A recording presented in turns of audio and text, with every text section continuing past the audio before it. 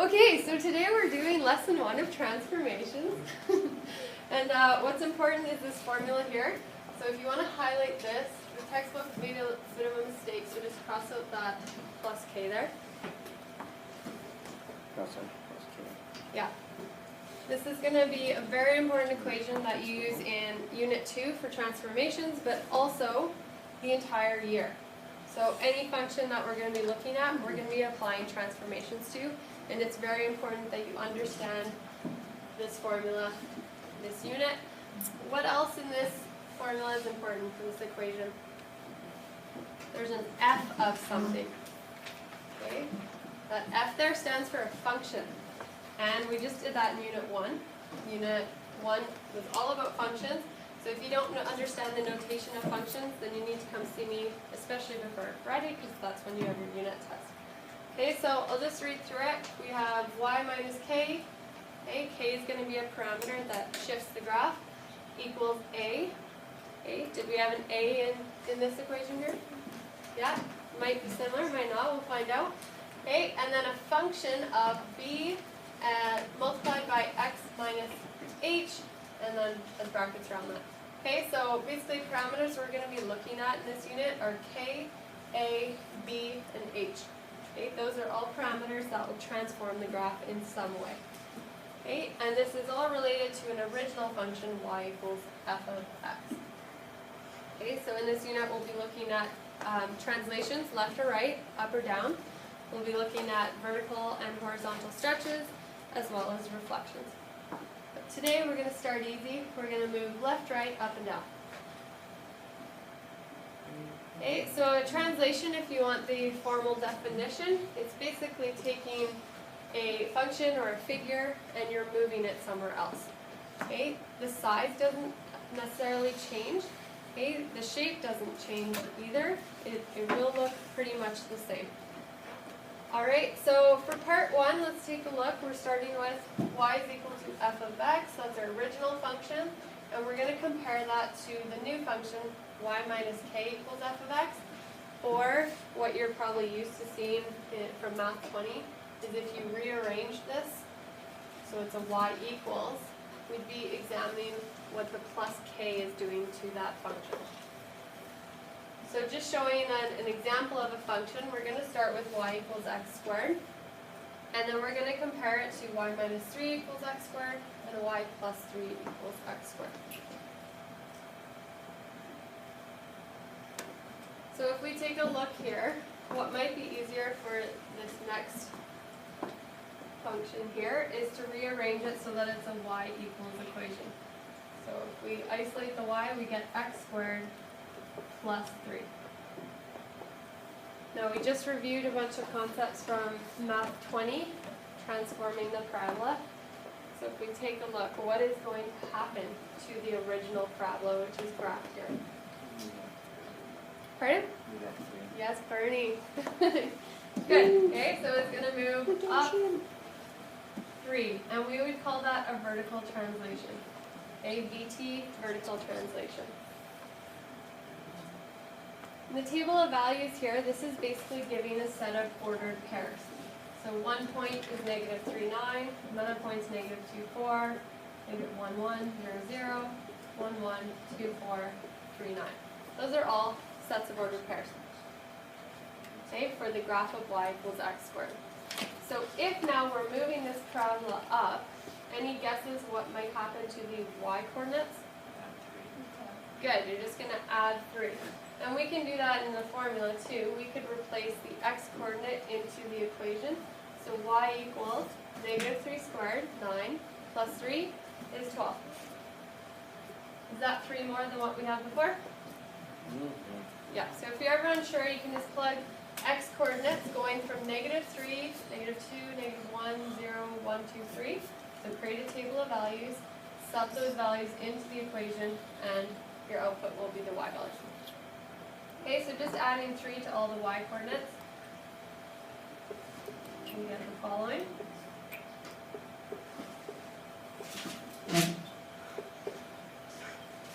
And if we wanted, we could look at each ordered pair and plot them on the graph now.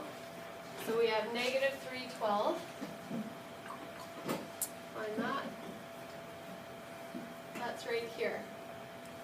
to take a look, because this is going to save you a lot of time rather than looking at the ordered pair, going to the graph, looking at the ordered pair, going to the graph. Look at the original point on the graph y equals x squared. How many spaces has it moved up? Up 3. So would it not make life a lot easier if we just looked at all the key points that are highlighted and just moved them up 3 spaces? Might be a little easier. Okay, so we'll go ahead and do that now. Okay, this point is going to go up 1, 2, 3 spaces. Up 1, 2, 3 spaces. Up 1, 2, 3 spaces. Again, up 3, and up 3. And after we've moved all our ordered pairs up 3 spaces, we just draw a line through those points.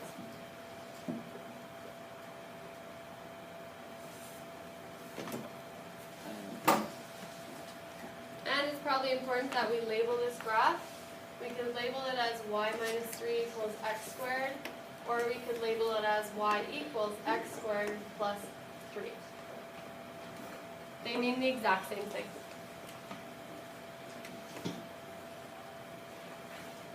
We're used to having our graph as a y equals, so personally I like this way, y equals x squared plus 3. But if you prefer the other way, that's okay as well. Okay, without really thinking about the ordered pairs, what could I do to the original graph to get y plus 3 equals x squared? Okay, maybe we'll rearrange it to start. So y will equal x squared minus 3. What's happening? What's the transformation? Down 3, good. So we have a vertical translation, and we're going down 3 units. And if you wanted to look at the ordered pairs, you're just subtracting 3 from the original ordered pairs, and y equals x squared.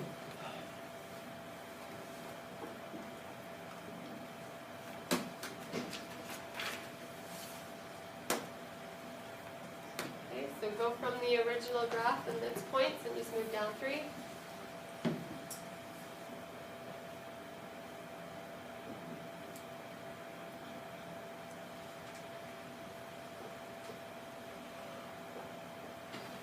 Draw a line through it, and we should probably label what this graph is.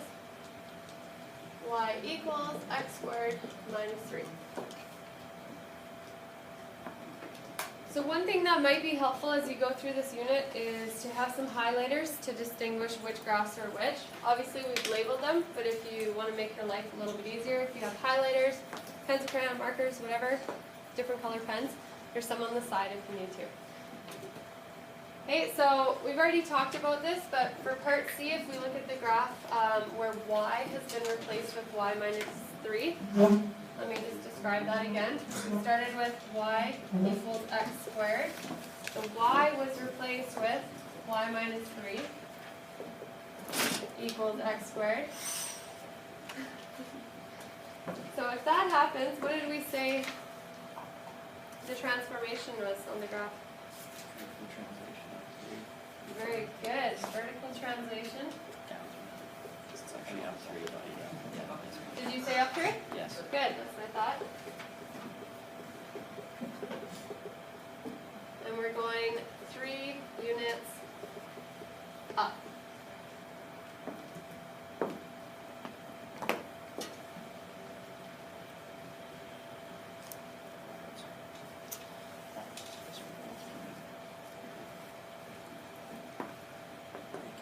Okay, for the last equation here, we had y plus 3 equals x squared. If we were to describe for part D what the effect of this replacement would be, okay, again, we started with y equals x squared. The y they're saying was replaced with y plus 3 equals x squared. And what we discovered was that it's also a vertical translation. So if I put VT, vertical translation, and this was 3 units down.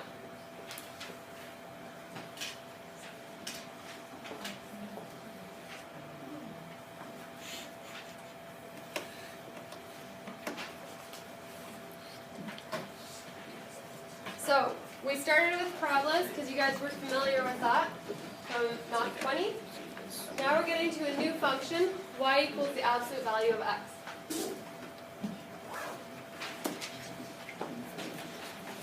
These ones.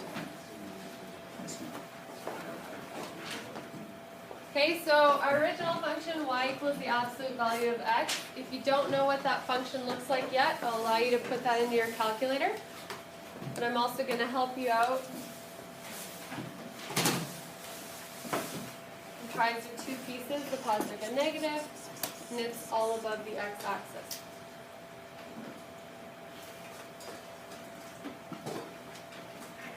Okay, so this is our original function.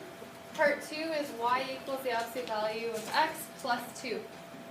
I need a little help. The plus 2 is on the outside. So what are we doing? Vertical translation. Up What's that, Brett? 2 units. 2 units up, vertical translation, good.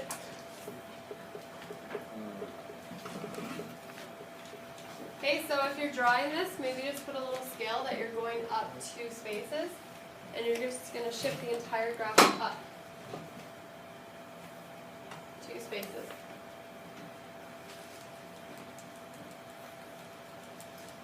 I'm just going to go to part B right away here. It says the equation y equals the absolute value of x plus 2 can also be written by rearranging, so you can move the positive 2 to the left-hand side. You get y minus 2 equals the absolute value of x. In other words, the y here was replaced with y minus 2, and we can conclude, again, that it's a vertical translation 2 units up. Okay, so if you wanted to put this in part B, you can. We've already written it though.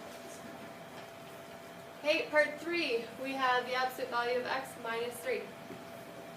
Here's Down to. Okay, good. So we have a vertical translation, and we're going 3 units down. So if we were to draw this, we would just put a scale 3 units down, and voila. Who believes me? Good. Okay, does it change the orientation? No, it just moves it 3 units down. I liked your face, Chris. You're like, what? Okay, for part C, we started with y equals the absolute value of x. If we rearrange the third transformation here, where we have y equals the absolute value of x minus 3, and we rearranged it so it was y plus 3 equals the absolute value of x. Okay, we're just seeing that there's a replacement happening between y and y plus 3. This graph represented 3 units down. So if the transformation, or the k value is on the left-hand side, we're seeing that it's the opposite of the sign that you're seeing there. Okay? I'll just write this at the top again. So if we have y minus k equals a, and f of b of x minus h. Okay, see how the k is with the y?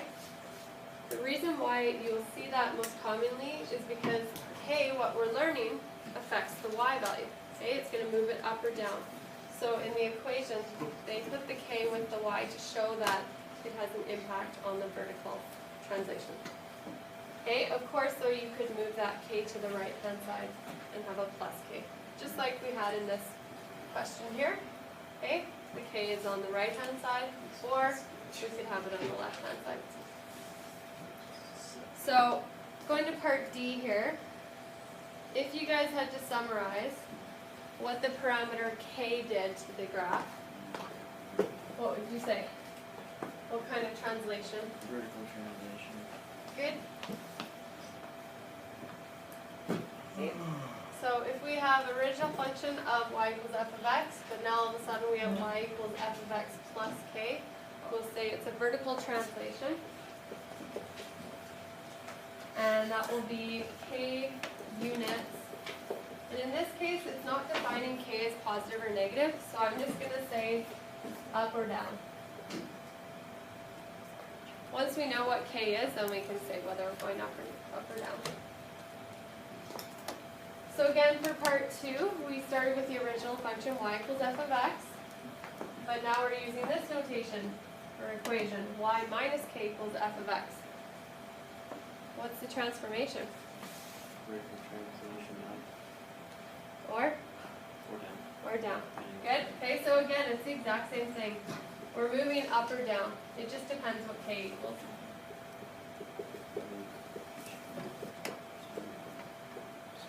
So we've said it a few times. If we compare the original function to y minus k equals the function, then that results in a vertical transformation or translation of k units.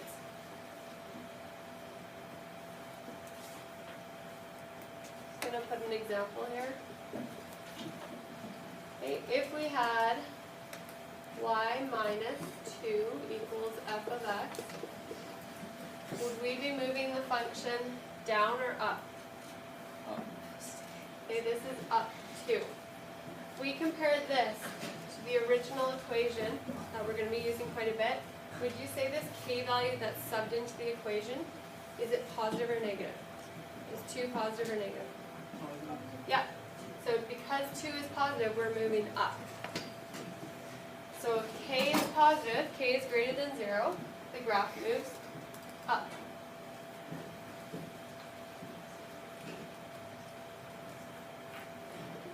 Okay, I'll put another example here. We had y plus 2 equals f of x. There's a difference between this equation and this equation because here we have y minus k, here we have y plus a k value.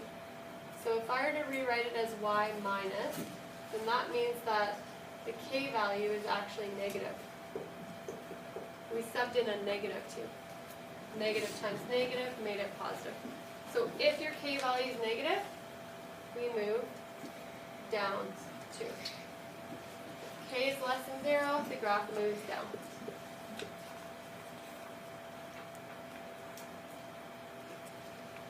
So I mentioned it earlier, but just the little note at the bottom. The reason why we have the y minus k on the left-hand side, so y minus k equals the function, rather than y equals f of x plus k, it's just to show that we're doing a transformation on y only. How are we doing so far? It seems similar to Math 20 so far. Just the notation's a bit different with the function. Alright, so take a look at the top here. It says we're going to compare the graph of y equals f of x and y equals f of x minus h. Okay, the parameter is inside the brackets with the x, so hopefully we can assume that it's going to affect the x coordinates. For affecting the x coordinates, we're shifting left and right. So let's just see how we're going to shift in this one. We have y equals x squared, y equals x minus 3 all squared, and y equals x plus 3 all squared. So if we wanted, we could take the x ordered pairs or values and we could sub them into the equation and solve for our y coordinates. But I'm just going to make life a little bit easier here. Okay, from Math 20, what happens to this graph? It's right. Good, it's moving right, where we have a horizontal translation, and we're moving right 3. So as I mentioned from the first example, rather than trying to figure out all these individual points, let's just look at the key points that are already on the graph. We know we need to shift right, so we're going to take those ordered pairs, and we're just going to move them right by 3 spaces. So 1, 2, 3. Move this one 1, 2, 3 spaces. 3 spaces. We're just moving every point over 3 spaces.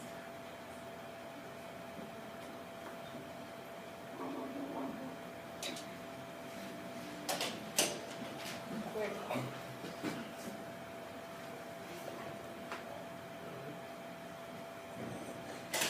So that's the graph of y equals x minus 3 all squared.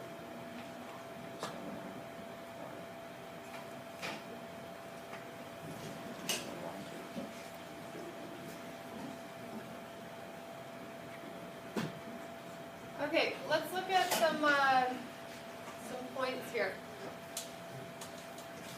Let's start with -1. Okay, notice how the x coordinates that are listed in this table of value are different than this one,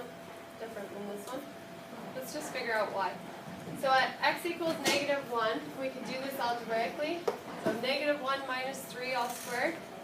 Okay, we get -4 squared, that's 16. Also, if you look to our graph, -1 up at 16. What about 0? Okay, when x is 0, we're at 9. Okay, again, we could do it algebraically, sub a 1 into the equation, 1 minus 3. -2 squared is 4. Let's do 2 from the graph. Okay, go over 2, we're at 1, I believe, yeah. You guys seen any relationships between the y coordinates and these y coordinates? The same. What's happened to the x coordinates? They've moved which way? 3, right. They've increased by 3. Okay, but all the y values are the same. So we could just copy those over. Okay, compared to these x coordinates, what's happened to these ones? They've moved left 3. Okay, do you think the y coordinates are going to be the same?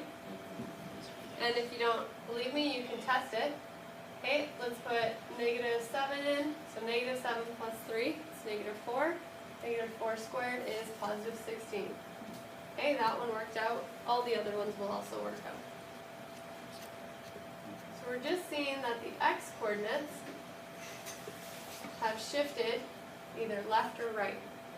So for this last graph, again, if we see y equals x plus 3 all squared, you can substitute values in to see how the graph is shifting. You can graph it.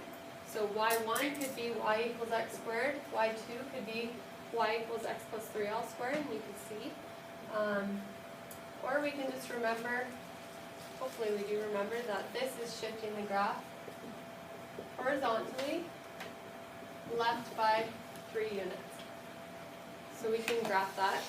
Take every key point, move to the left 3. 1, 2, 3.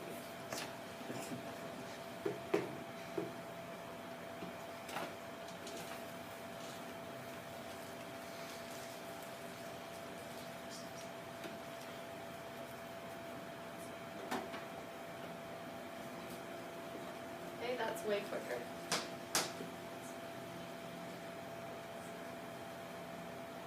And please make sure you're highlighting or labeling somehow that this is the graph of y equals x plus 3 all squared.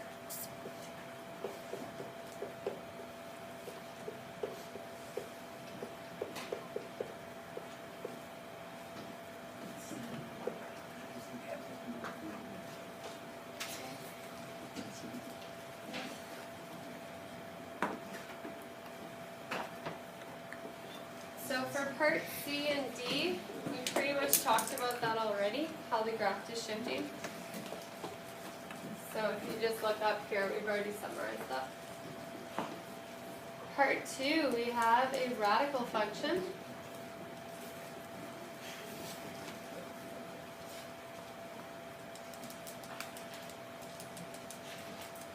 Okay, and it's important to note where the transformation is, or which variable, is it going to be x or y, which is it going to affect.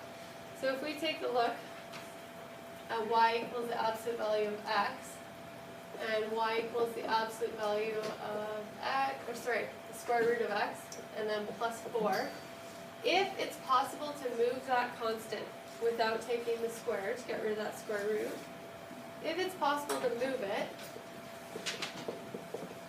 then that means it's affecting the y coordinates, and that would be a vertical translation. Okay, but let's take a look here. Can we move that 4 without squaring that? No, it's with the x. So if it's with the x, that's going to be a horizontal translation. Okay, similarly, if we look at the equation for transformations, k is with the y, h is with the x. So if it's inside the function with x, it's going to be a horizontal translation. If it's a constant that can be switched from left side to right side freely, then that's going to be with the y coordinate, and it's a vertical translation. So if you guys want, you can graph the function of y equals the square root of x, and you'll get this.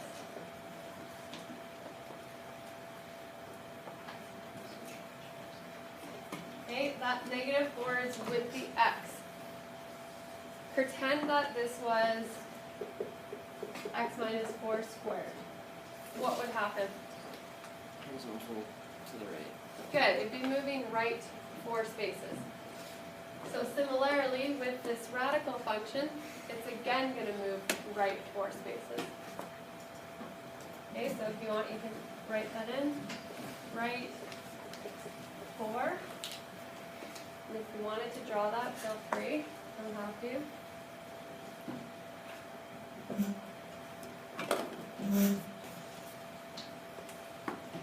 And can anyone help me for part 3? Where's the graph shifting? Good. This one will be left 2. Okay, and what we're seeing basically is if we compare y equals f of x to the graph of y equals f of x minus h, that's going to be a horizontal translation. So it's moving left or right.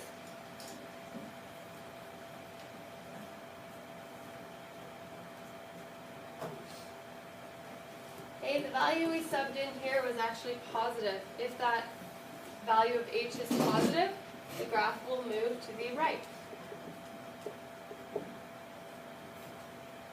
But for example, in part 3, let's just rewrite this. We had y equals the square root of x minus negative 2. We've actually subbed in a negative 2. So if it's smaller than 0 or negative, it's going to move the graph left.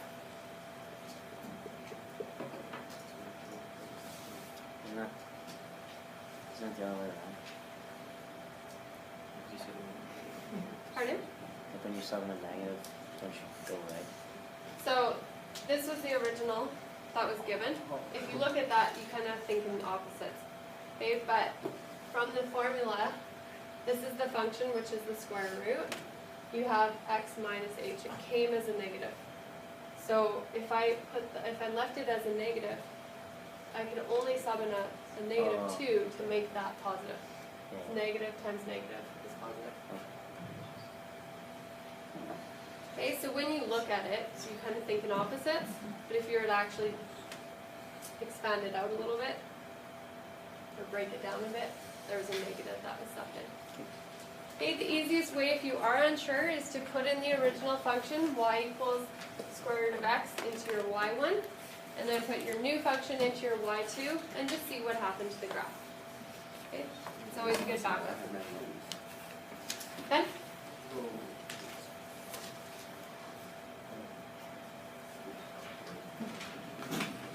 We'll be doing lots of examples, so hopefully if you have any questions, we can go over them.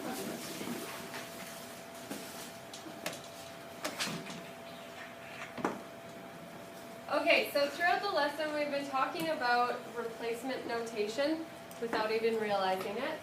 If we started with an original function, say y equals f of x, and then we looked at the function, say y minus 4 equals f of x, we have replaced the y with a y minus 4. So the notation for replacing the variable of y is y would be replaced with y minus 4. So if you ever see something like this, it's just saying that the y was now replaced in the function with y minus 4. Okay, similarly, if you had the original function y equals f of x, and then the new one was y equals f of x plus 7, we could say that x was replaced with x plus 7.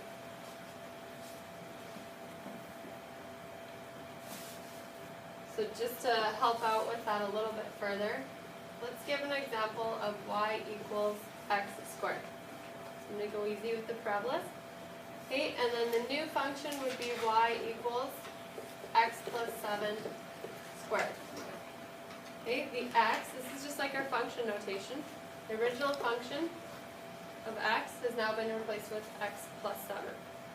What did we say would happen to the graph if we have a plus inside here? Yeah, we're going to move left 7. Okay, so if x is replaced with x plus 7, it's actually kind of the opposite. Okay, if x is replaced with x plus 7, we're moving left. What about if x was replaced with x minus 2, which way are we going to go? Right. So whatever it's replaced with, it's the opposite sign.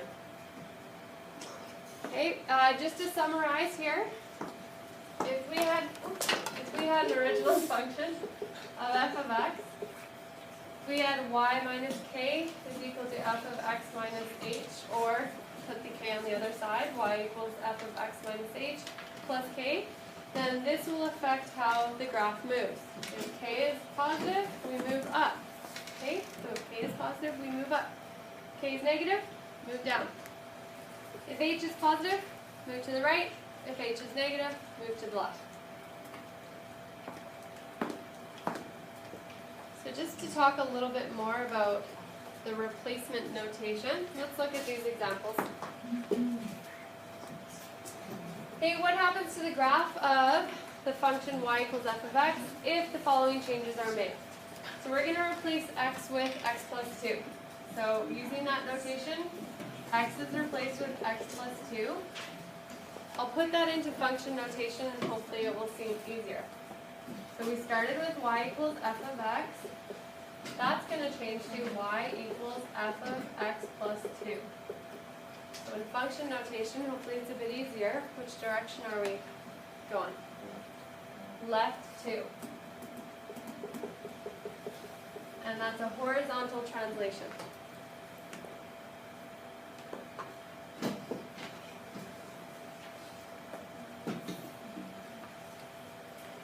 Okay.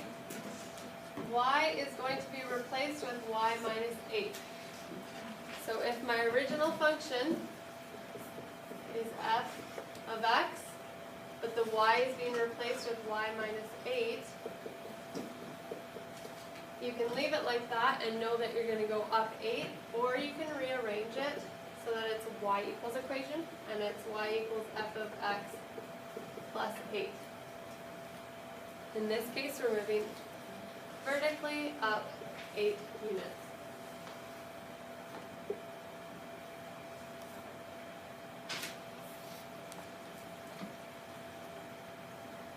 So hopefully you guys can help me out with the next part. We're going to start with the original function y equals f of x. Now we have to describe, given the new function and its replacements, what's happening to it. How is it transforming? Okay, Jared, if you can help me out with A, we have y is equal to f of x minus 3. So first of all, is it going to be a vertical or a horizontal? Pardon? Horizontal, good. And is it going to move left or right? Good. It will move right 3 units, and that's a horizontal translation. Ben, you want to help me with the next one? B? Good. We have a vertical translation, and we're adding 4. So we go up 4.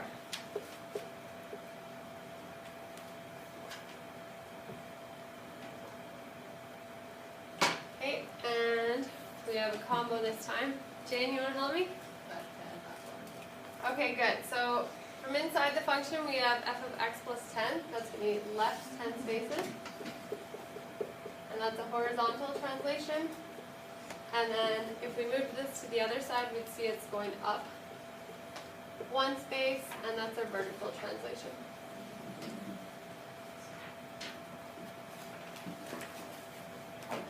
How are we feeling so far? Yeah?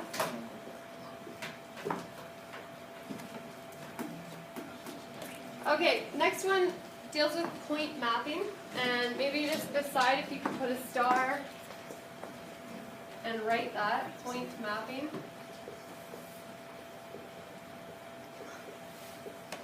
It's a skill of taking an original point, applying transformations to it to find the new point on the new graph.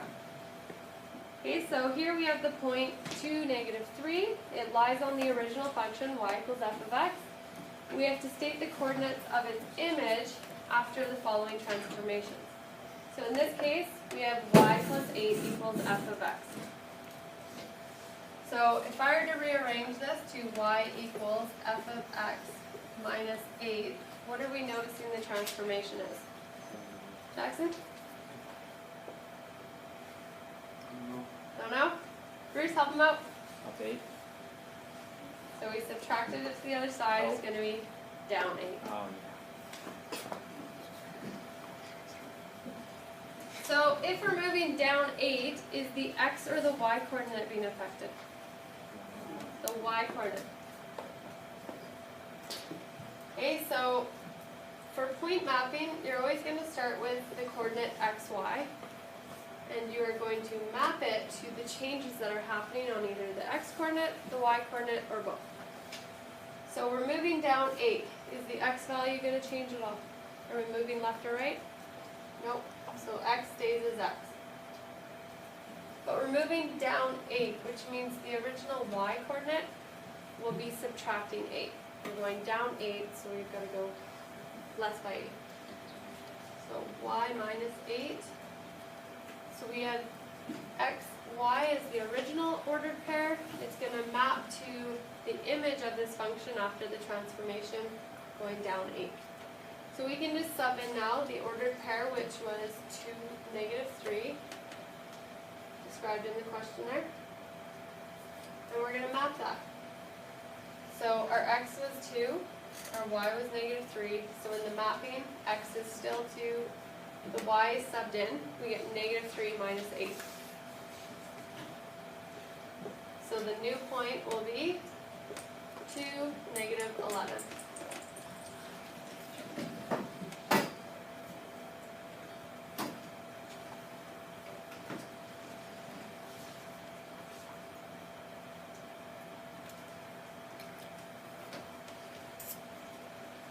Okay, let's try the next one. Let's describe what's happening. So we have f of x minus 7 plus 5.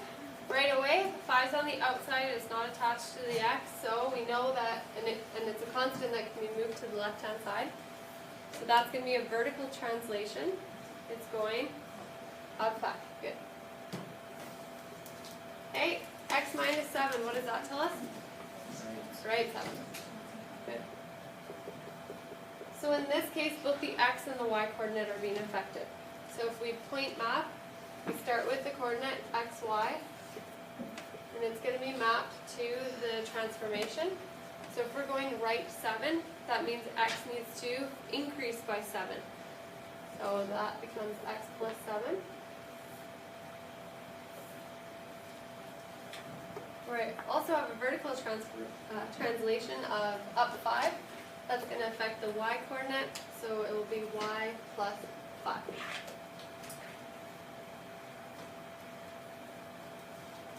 So what we need to do now is just sub in the original point to -3 and replace the x and the y with the 2 and -3.